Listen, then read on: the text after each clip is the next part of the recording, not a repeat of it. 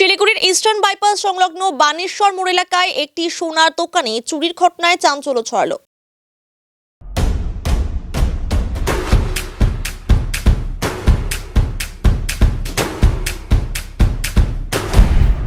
Stay tuned. জানা গিয়েছে, শুক্রবার গভীর রাতে টিন কেটে দোকানে প্রবেশ করে চোরের দল। এরপর দোকানে থাকা সোনা ও রূপোর অলংকার নিয়ে চম্পট দেয়। শনিবার সকালে দোকান খুলতেই চুরির ঘটনা সামনে আসে। আনুমানিক 30,000 টাকার সোনা ও রূপোর অলংকার চুরি গিয়েছে। ঘটনার পর খবর দেওয়া হয় আশিকর ফাঁড়ির পুলিশকে। পুলিশ পৌঁছে গোটা ঘটনার তদন্ত শুরু করেছে। জানা গিয়েছে, 2 বছর আগেও এই দোকানে চুরির ঘটনা ঘটেছিল। ইস্টার্ন বাইপাস এলাকায় বারবার চুরির ঘটনায় আতঙ্কিত ব্যবসায়ীরা।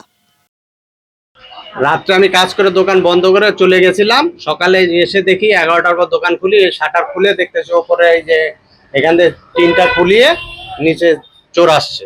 চোর এসে সিন্ধুক খুলেছে আর ড্রয়ারের যা কিছু ছিল আর বের করেছে। নিচের ভিতরে সোনার এক জোড়া টাপ ছিল আর রূপার মাল ছিল কতগুলা, এগুলা কোনো কিছুই নেই। তাও 25 থেকে 30,000 টাকার মতো মাল, 30,000 টাকার মতো মাল ছিল। পুলিশকে জানিয়েছে, পুলিশের নাম ঠিকানা লিখে নিয়ে গেছে। ওনারা বললো সিসি ক্যামেরা আছে। আমি বললাম না, আমার দোকানে সিসি ক্যামেরা নাই।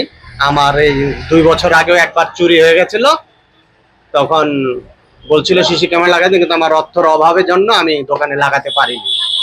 এখন মনে হচ্ছে আছে কেউ না কেউ জড়িত আছে, কিন্তু কে আছে বলতে পারবো না। তো এখন তো কখন কি হয়েছে সেগুলো তো বলতে পারবো না। ওটা তো রাত্রে হয়েছে না, কোন লোক করেছে কি করেছে আমরা তো সকালে এসে দেখলাম না। 11টার পর যখন দোকানের শাটারটা খুলি তখন দেখতেছি যে আমার দোকানের এরকম কেন, এই এদিক দেখি খুলে এরকম, এদিকে সব ছড়ানো ছিটানো। আমি গুছিয়েছি এখন। এটা বানেশ্বর মোড়।